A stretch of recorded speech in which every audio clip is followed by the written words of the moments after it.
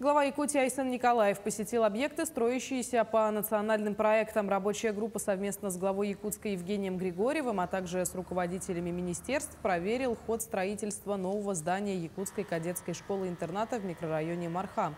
Кроме этого, глава Якутии проверил качество благоустройства дворов 3 многоквартирных домов по Маганскому тракту Якутска и реконструкцию улицы Можайского, которая станет 4-полосной.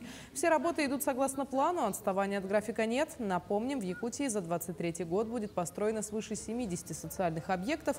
Запланированы работы на 19 объектах по реконструкции улиц в рамках нацпроекта «Безопасные и качественные дороги». Работы все выполняются согласно графику.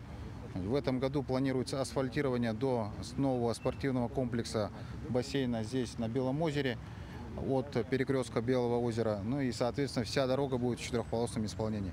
Также главой совместно рассмотрели ход проведения ремонта дворовых территорий.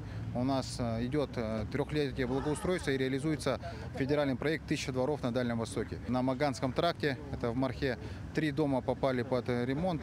Все работы идут согласно утвержденному плану графику и к 30 сентября будут завершены.